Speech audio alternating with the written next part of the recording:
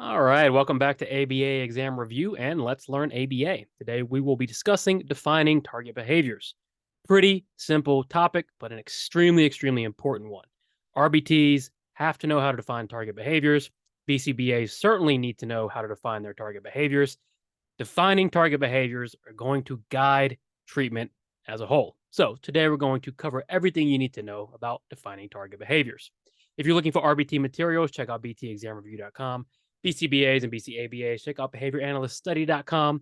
Like, subscribe. When you pass your exam, let us know. We'll include you in our Sunday shout out. Other than that, let's work hard, study hard, let's learn ABA. So, defining target behaviors. Most importantly, behaviors must be defined in a clear, objective, and concise way. And we're about to talk about what we mean by clear, objective, and concise. Questions you need to ask yourself as we review. What do you need to consider for your definitions? What is the importance of definitions? And what are the different ways we can define behaviors? So, an operational behavior definition means what we'll be using in practice, what we'll be using in treatment. When we identify a behavior by observing it, we then need to operationally define it so we can measure it and change it. So, that must be clear, objective, concise. Clear simply means anyone who reads that definition will be able to identify the behavior repeatedly. Can a total stranger identify your behavior from the definition? Objective, based on facts, never opinion. And this goes for everything we do in ABA, as a technician especially. Nothing we do is subjective. It's all based on empirical evidence, right? We're very objective. And then concise. You want to keep your definitions as concise as possible. You want to convey a lot of information in a few amount of words. All right. The more concise, the better. For example, we have Dave is aggressive versus Dave balls up his fist and swings it at his brother. Dave will also kick his foot with force at his siblings. So the second one is our operational definition of aggressive. You can see it's much more clear, it's concise, and it's objective. We could measure that repeatedly. You might even be able to make that definition better. Ultimately, our goal is replication. Without a good definition, we cannot measure the same response accurately and reliably. Remember, good data is accurate, valid, and reliable. We are measuring what we want to measure, we're doing it repeatedly, and we're measuring what actually is taking place. Without a good behavior definition, we are not going to be able to produce good data. The goal is replication, is why we make good operational behavior definitions. Two types of behavior definitions. Now, function-based should be the go-to. Rarely will we ever just define something on topography alone. And the reason is many behaviors take different forms and serve the same function, especially for kids, right? They'll do a whole lot of different behaviors meeting the same goal, achieving the same thing, acting in the same way, achieving the same function, right? So if we're going to do it function-based, we need to define them by their effect on the environment. Are you getting rid of something? Are you gaining something? Is it automatic? Is it attention-based? You're escaping? What effect is that behavior having on the environment? When we define it by function, that's going to include all forms and topographies. And this makes it a lot easier in practice because we're not so much focused on what it looks like. Rather, what is the purpose? Okay, they're screaming, they're throwing toys, they're running away, they're hiding under the table, they're cutting their own hair, and they're drawing on the walls. All those things look wildly different. If they all serve the same function, a lot easier to define those by their effect on the environment. Function is the most important piece of behavior. Let's not forget that. However, topography-based has its place, right? Behaviors are defined by their shape or form. What does it look like? Can be used when you do not know the function. Sometimes we don't know the function, but we're identifying some topography we don't want to see, or we want to increase maybe. And so we're going to specify, well, this is the topography, the form we want to see. It can be used when the function is not reliably reproduced. So maybe sometimes it serves one function, and then another time it has a different effect on the environment. And it also can be used when you want to reinforce a specific form of behavior. Don't overcomplicate function-based and topography-based definitions. most of the time, everything's going to be function-based, right? And we're going to describe how things look.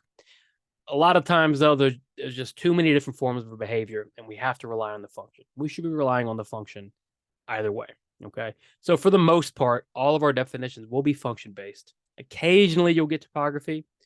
Either way, we still need to make them clear and concise and objective. So when writing a good behavior definition, ask yourself these 3 questions. First, can you reliably count how many times the behavior occurred or how long the behavior occurred? Meaning, can you accurately, reliably, validly measure this behavior? All right. Can you tell someone, well, this behavior happened 10 times in an hour, or this behavior happened for 5 minutes? You have to be able to give a good measurement of the behavior. 2, could a stranger identify what you chose as the target behavior? What if you have a new team? What if somebody is covering for somebody else? What if somebody who doesn't even know the kid comes in, reads your definition? Could they identify the behavior you're looking at? If they can't, problem. And then 3, could your definition be even more precise or specific? Ideally, no. You want from the beginning to be as precise and specific as possible, right? It's all about being concise. You want to be precise. You want to be specific as possible, fewest amount of words, while being clear and objective. Again, in the beginning, everybody struggles writing definitions. As you do it more, you'll find yourself getting much, much better at it. Remember these 3 questions. Can you measure it? Could a stranger identify it? And is it possible for you to be more precise and specific? If you can be more precise and specific, then you should go ahead and do that. Alter your definition until you're happy with it. Finally, social validity. You might have heard this. If you're RBT, BCBAs need to know all about social validity.